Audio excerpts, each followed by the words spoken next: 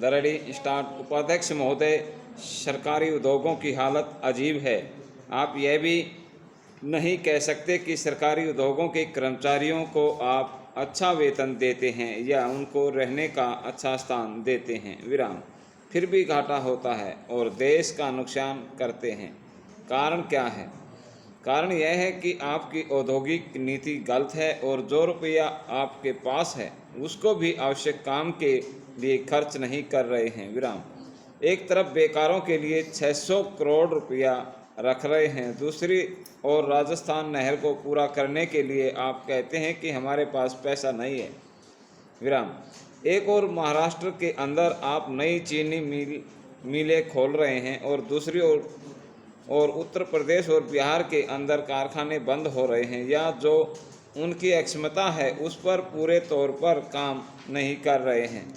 यह कोई औद्योगिक नीति नहीं है, विराम। इसलिए यह कहना ठीक नहीं है कि हमारी औद्योगिक नीति सफल हुई है। मंत्री महोदय कहते हैं कि वे सिंचाई के लिए एक सिंचाई आयोग बनाएंगे, अच्छी बात है, मगर सिंचाई के क्या हालत है हमारे देश के अंदर यह भी तो देखिए, विराम। जिस समय हमारे देश में कोसी बांध का काम शुरू हुआ था उस समय पाकिस्तान ने एक बांध पूरा कर लिया था, वहाँ उससे सिंचाई हो रही है और हमारे यहाँ इसका काम आधा भी नहीं हुआ है।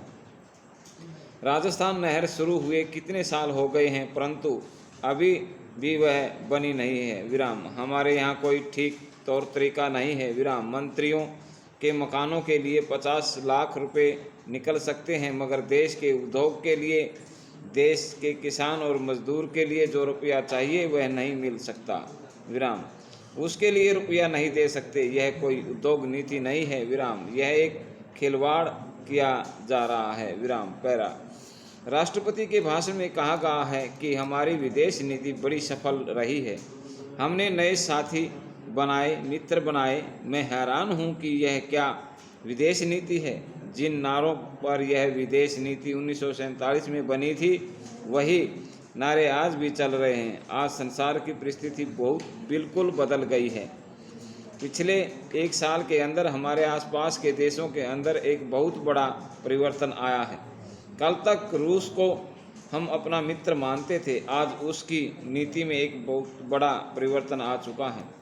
वह पाकिस्तान के ज़्यादा पास जा रहा है। एशिया के अंदर वह अमेरिका और ब्रिटेन का स्थान ले रहा है। आज सारे अरब देश और पाकिस्तान के पंजे में हैं। रूस की नीति में परिवर्तन क्यों आया?